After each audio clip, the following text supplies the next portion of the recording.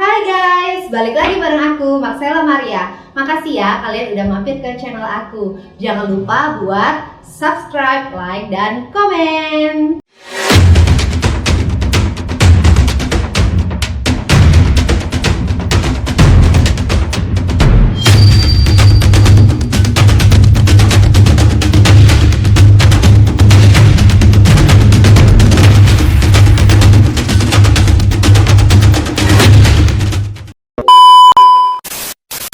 Hari ini aku excited banget, pokoknya aku seneng banget hari ini karena ini baru pertama kalinya aku mau share ke kalian tentang detik-detik kelahiran Ahmad Lutfi Iriansyah, dimana dia lahir pada tanggal 14 Mei 2018 yang jatuh di hari Senin subuh.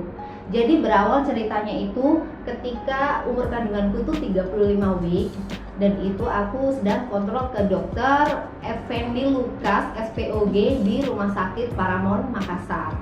Nah, kenapa aku pilih Rumah Sakit Paramount Makassar? Itu karena super duper dekat banget dari rumah. Terus kenapa juga aku pilih dokter Effendi Lukas? Itu karena referensi dari beberapa teman menyatakan bahwa beliau ini sangat pro normal. Jadi kan aku memang pengen banget lahiran normal. Jadi aku memang mencari dokter yang dia memang pro normal. Oke deh. Nah, waktu periksa itu berat si bayi itu sudah 3 kg. Jadi dokter waktu itu bilang kalau aku disuruh kontrol makanan, bukan diet ya, tapi kontrol makanan. Jadi biar nanti pada saat HPL itu bayi nggak terlalu besar untuk untuk dilahirkan, biar gampang jalan lahirnya nanti gitu kan. Nah, akhirnya karena dokter bilang aku disuruh kontrol makanan, ya udah aku udah mulai mengurangi manis-manis saat itu. So karena aku pengen lahiran normal, jadi ya udah aku ikutin arahannya dari dokter. Terus dokter Effendi itu kan sempat bilang, katanya kamu bakal lahiran nih di pertengahan bulan Mei. Memang sih alih-alih beliau sempat bilang kalau HPL-nya itu jatuh pada tanggal 14 Mei 2018. Terus beliau lanjutin lagi, dia bilang bisa jadi loh nanti kamu lahiran di week ke 38 atau 39, jadi tetap siap-siap aja, katanya sih gitu. Nah terus kan aku jadi mikir tuh, aduh kalau kalau ternyata cepat begitu kan si mama sama papa kan belum datang ke Makassar. Jadi aku sempat mikir mereka harus cepat-cepat ke Makassar nih, karena kan aku pingin mereka itu kan temani aku pada saat persalinan nanti. Ya walaupun ada suami sih, tapi aku tetap butuh support mereka karena ini kan anak pertama aku, jadi aku benar-benar butuh support kedua orang tua aku. Setelah itu nggak berapa lama habis selesai kontrol dari dokter, aku langsung telepon mama papaku tuh. Aku bilang mama papa harus cepatan ke Makassar deh, karena dokter sudah bilang bisa jadi lahirannya di week ke 38 atau 39. Nah, ternyata selang 2-3 hari pasca aku telepon, mereka udah langsung sampai Makassar dengan selamat. Mereka udah sampai, aku seneng banget. Paling nggak worried aku itu agak sedikit reda lah. Nah, terus menunggu hari demi hari, menunggu datangnya HPL. Aku lupa sih waktu itu di week keberapa ya. Cuman yang pasti perjalanan menuju ke week 40 itu aku sempat mengalami kontraksi gitu kan. Kontraksinya itu perutku udah rasanya keras banget. Terus punggungku, pinggangku itu sakit semua. Terus rasanya itu udah kayak mau pup, tapi dibawa ke toilet aku ajakin pup, dia nggak mau. Terus begitu berulang terus. Terus kan aku sempet, kenapa ya, aku takut banget kan.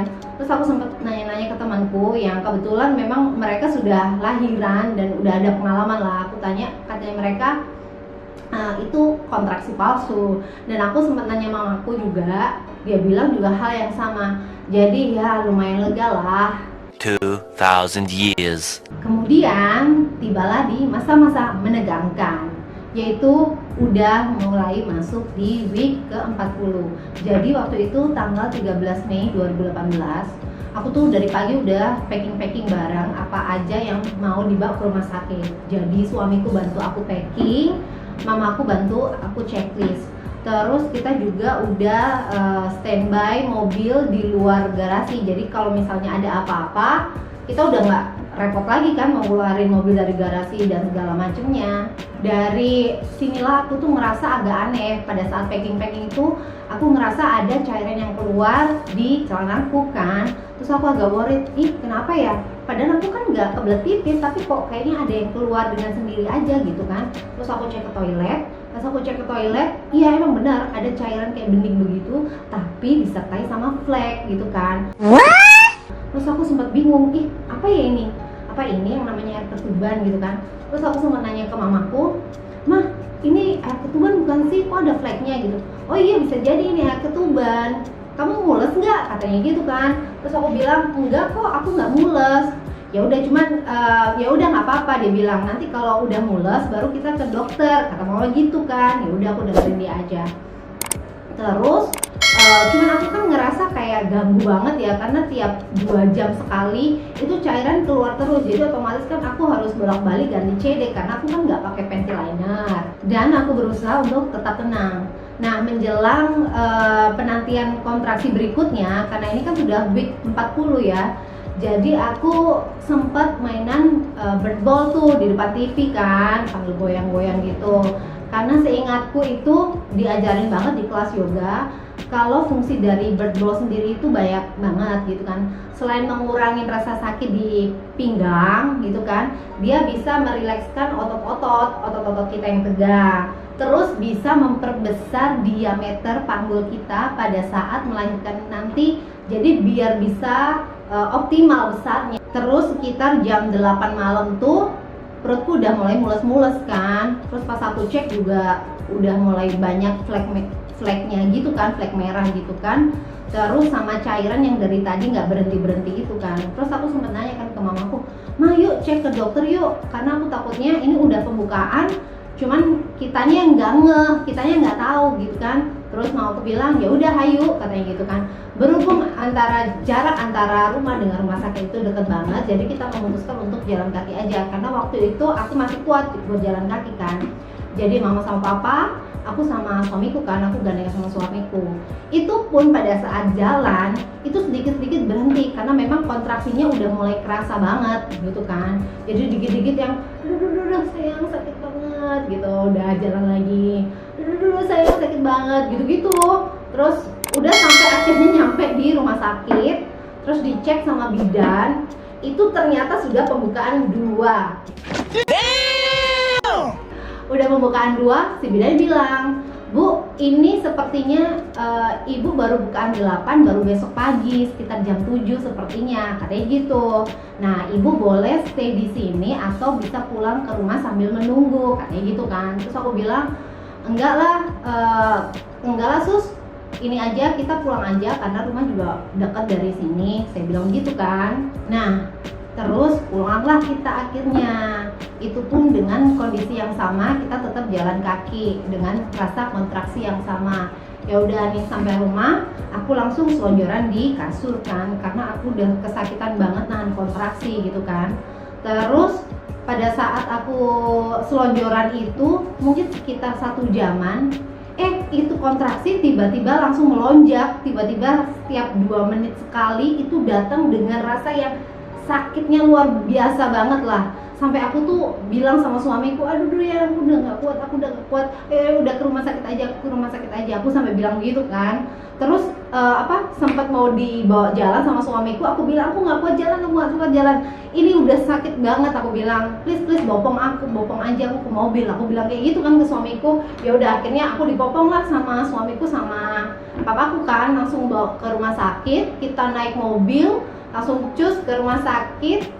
Terus dari sana turun di UGD, langsung dikasih kursi roda. Udah aku duduk, aku masuklah ke ruangan UGD langsung. Sambil berbaring di kasur bersalin, sambil nahan sakitnya yang luar biasa, tiba-tiba bidannya datang kan untuk ngecek pembukaannya. Dan ternyata sudah pembukaan 8.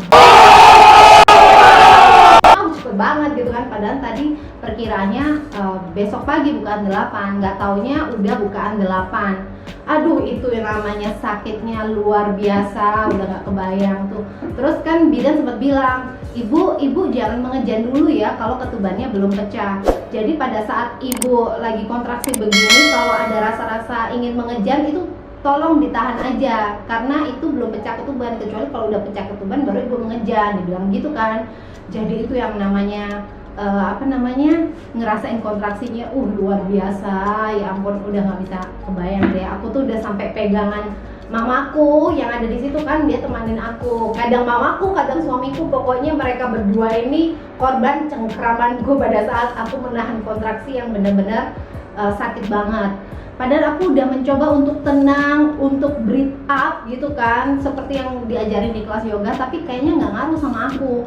Karena mungkin aku tuh panik kali ya. Ini kan anak pertama aku, jadi apapun tuh kayak serba panik gitu loh. Kemudian menunggu kurang lebih 2 jam, tiba-tiba bior, air ketubanku pecah, basah, bercampur dengan agak sedikit lengket. Itu semua ada di sekujur tubuhku bagian bawah. Dan mamaku langsung teriak-teriak tuh, panggil bidannya kan. Langsung bidannya datang, bawa peralatan. Terus bidannya langsung bilang begini, ibu ini ketubannya udah pecah, ibu nanti sudah bisa mengejan, tapi nanti saya kasih aba-aba ya. Jadi udah mulai hitungan ketiga ibu langsung mengejan gitu kan. Ya udah nih, udah siap-siap kan, udah siapin tenaga gitu kan. Terus ayo bu, saya hitung ya bu, 1, 2, 3 lagi, yang kuat bu. Ayo bu, 1, 2, 3 gitu kan. Aduh, itu yang namanya sakit, ya Allah. Itu kalau aku udah kebayangin sekarang, itu sakitnya luar biasa banget pokoknya. Sempat aku bilang sama bidannya, aku bilang, sus, ini kenapa ya tenggorokanku sakit banget ya pada saat mengejan ya. Terus bidannya bilang, itu karena ibu pakai tenaga tenggorokan buat mengejan, kan seharusnya nggak boleh, makanya ibu bisa sakit tenggorokan. Nah, ibu itu harusnya mengejan pakai tenaga perut, kayak orang mau BAB begitu kan. Terus, oh gitu, ya udah kita coba lagi aja. Ya ibu minum dulu aja deh biar ada tenaga. Nah, kebetulan di situ ada teh kota yang disediain sama suamiku kan waktu itu. Ya udah aku minum buat isi tenaga, lumayan lah, agak basah lah ini tenggorokan kan, jadi agak kuat.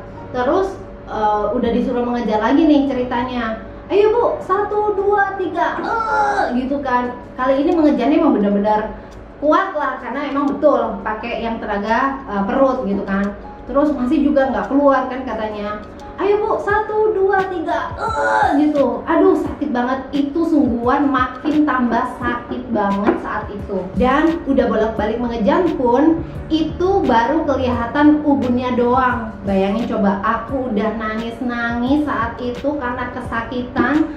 Aku udah minta untuk jalan sesar aja karena udah saking gak kuatnya.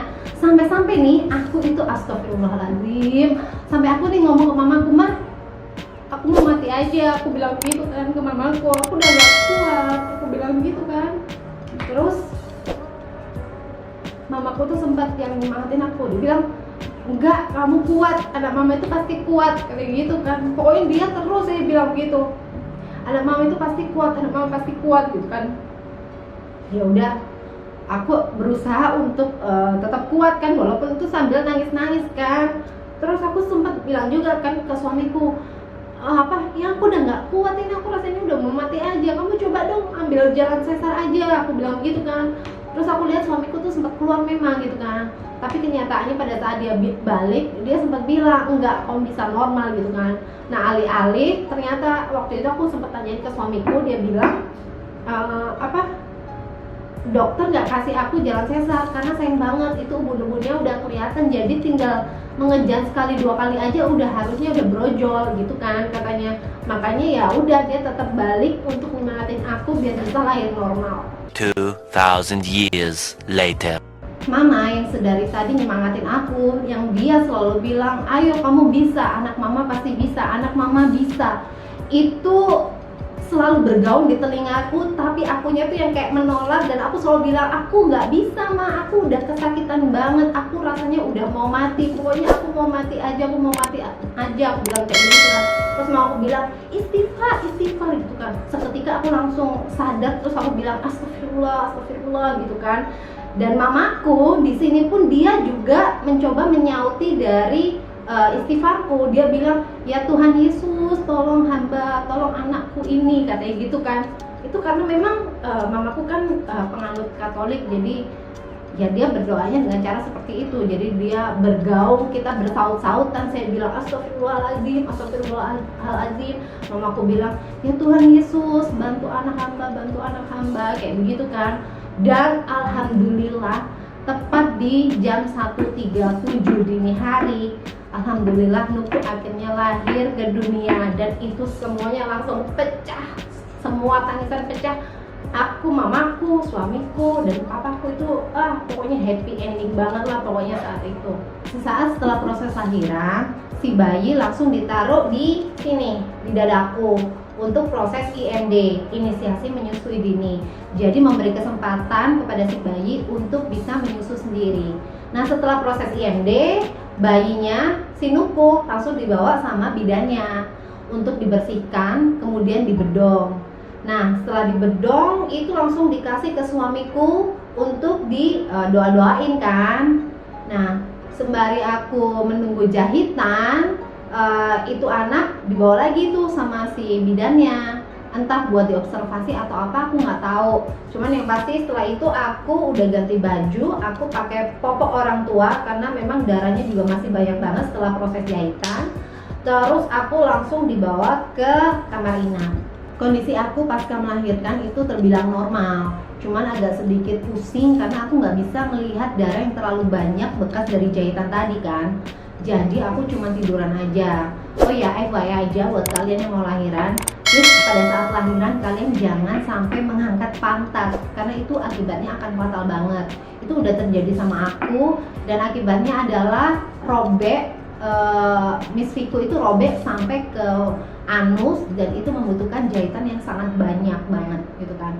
Terus setelah 1 jam nih, dokter sama bidan nganterin si bayi ke ruangan aku.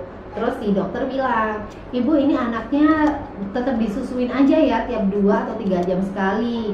Pokoknya dibiasain aja nggak apa-apa walaupun asinya nggak keluar kan katanya gitu. Nah ya udah aku coba tuh lakuin kan. Cuman ada saatnya ketika Nuku nangis terus-terusan nih, aku tuh jadi kayak worried kan, apa aku pikir Nuku ini lapar atau gimana gitu kan. Ya udah aku langsung putusin aja buat kasih dia support untuk sementara. Aku begadang saat itu aku ngerasa happy banget, seneng banget, udah nggak bisa dilupain banget lah momen itu yang bener-bener bikin aku teringat sampai detik ini. Mungkin sekian dulu cerita yang bisa aku share ke kalian. Kalau kalian ada pertanyaan silahkan komen di bawah. Kalau kalian suka sama videonya, silahkan klik like. Dan kalau kalian belum subscribe, silahkan klik subscribe di channelku Marcella Maria. Dan jangan lupa tekan loncengnya biar kalian selalu tahu update terbaru dari videoku. So, thank you guys and see you. Muah, muah, muah.